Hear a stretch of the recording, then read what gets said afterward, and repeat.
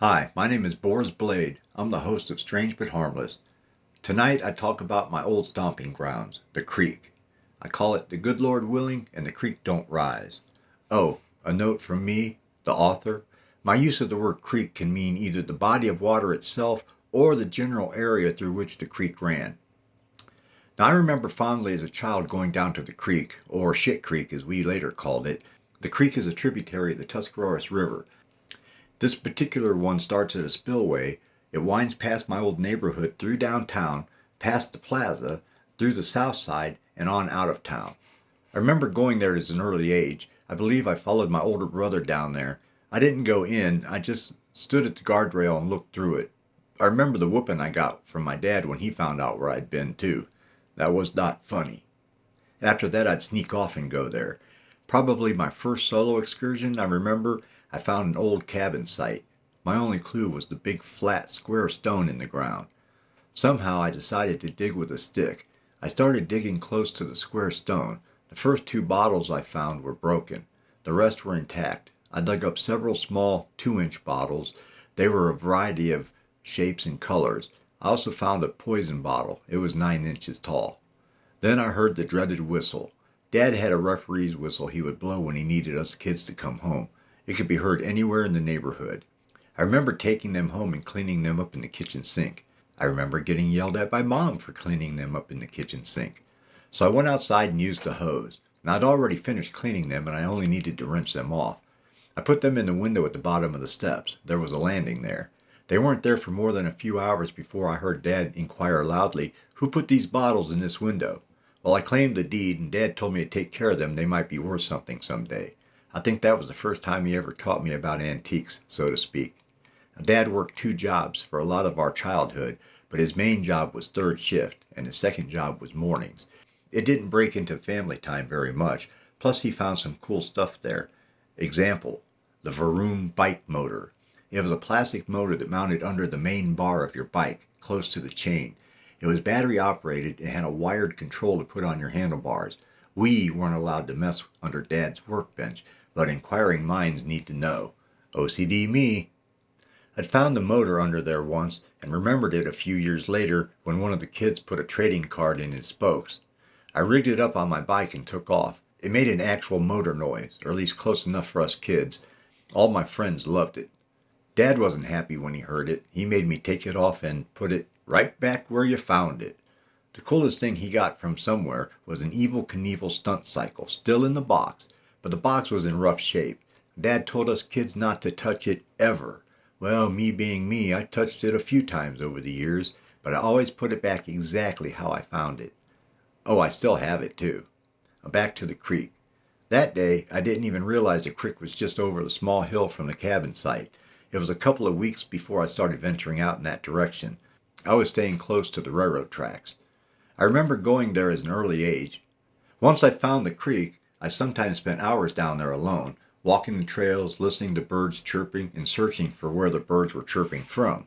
I didn't know then, but I was gaining knowledge that would serve me well later in life. As teenagers, the creek became more than just a place to ride bikes. We would fish there. Sometimes we would hang out around fires in the woods. Where it ran past my home, it was shallow most of the time, anywhere from mere inches to 3 feet deep. Once, while roaming around, I grew thirsty. I remembered something Dad had once told me. He said there were 2 ways nature had to clean water, through the air and running over rocks and pebbles.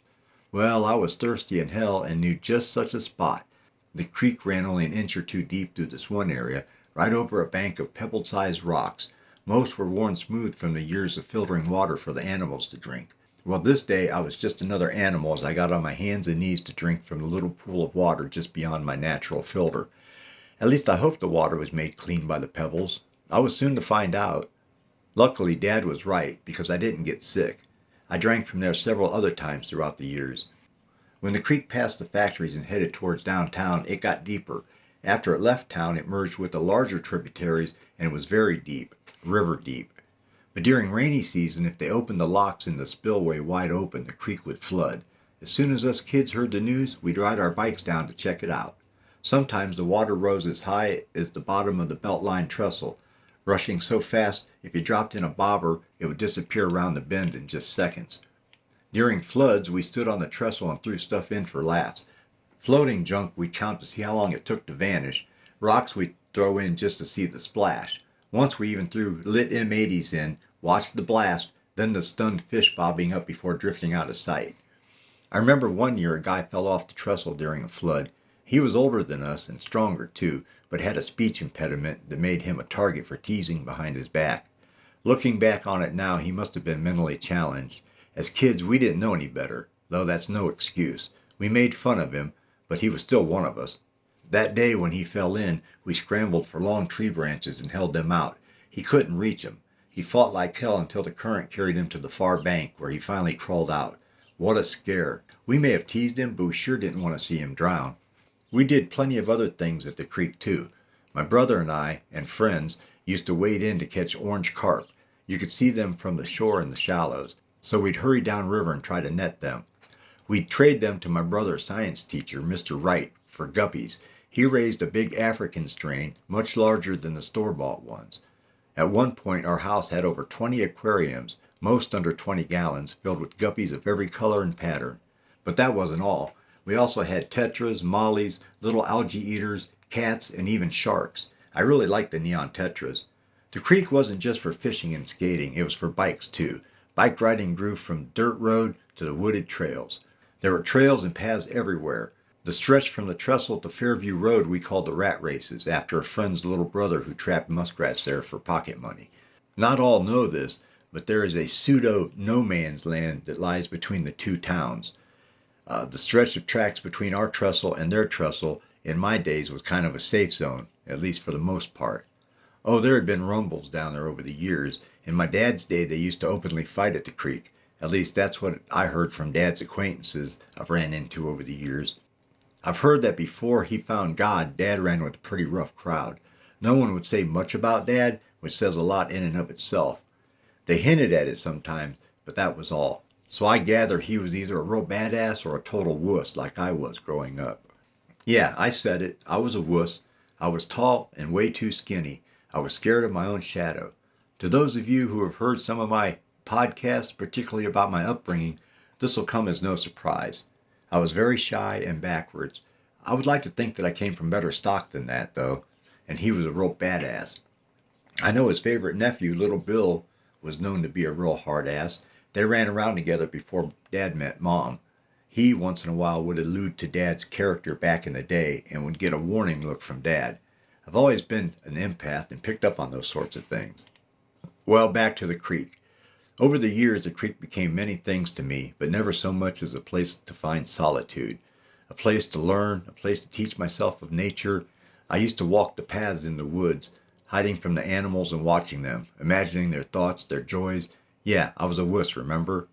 I always knew from an early age that I was different than most kids, hell, from most people in general. Had I been born in the Dark Ages, I would surely have been Druid stock. The Old West would have found me as a mountain man or maybe a trapper.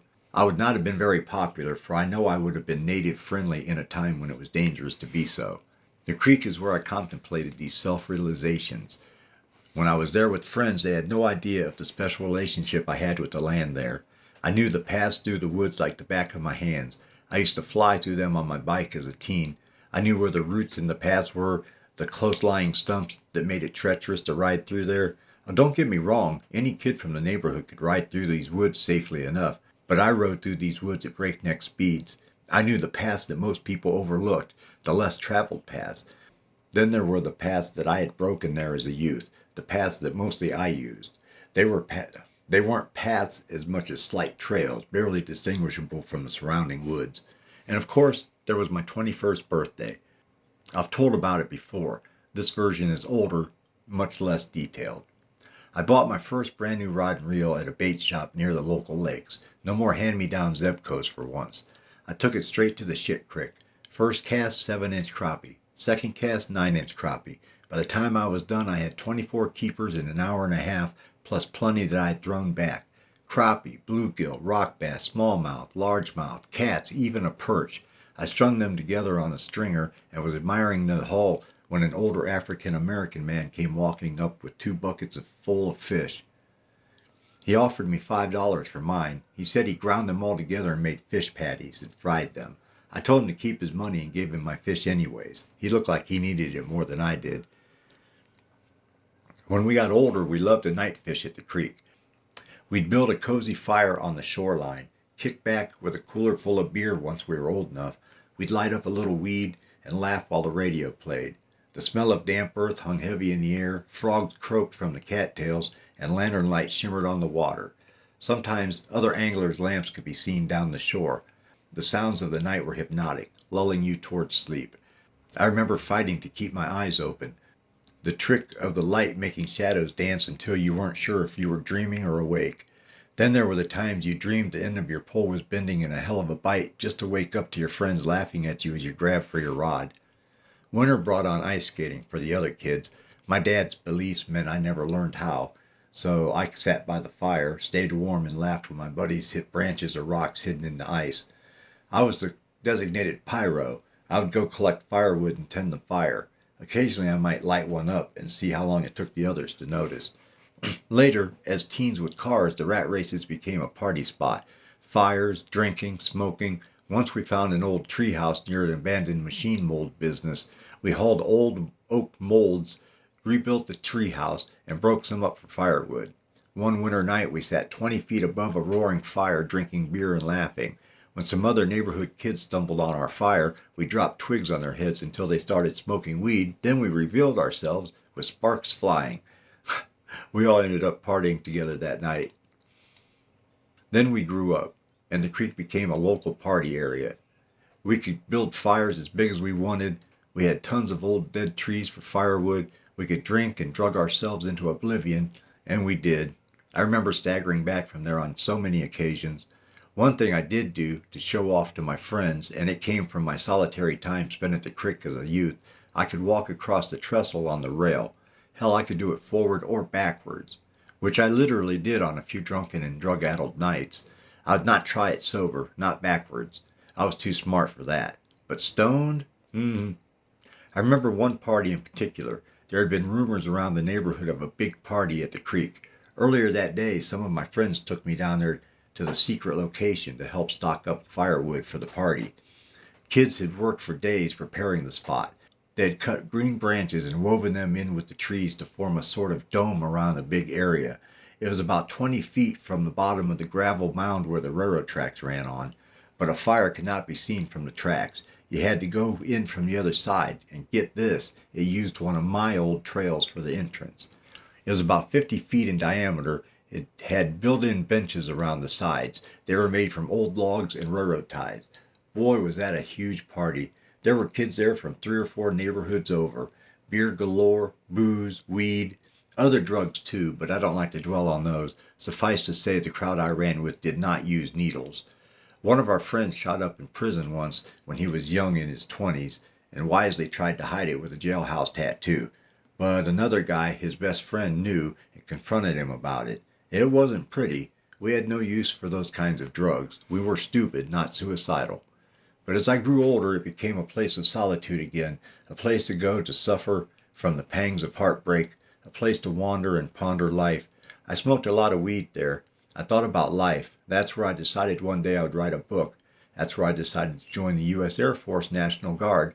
And that's where I went to get over the first girl I thought I loved so as not to cause turmoil in her relationship with another boy. I carved her name on the ties of the railroad trestle at both ends. The creek was a lot of things to me growing up. I remember huge bonfires, watching my friends ice skate while keeping the fire going, and of course fishing, as I've posted here before. Well, here we go. Good Lord willing and the creek don't rise. Those were the days. Well, I'm Boar's Blade, and as always, I'm strange but harmless.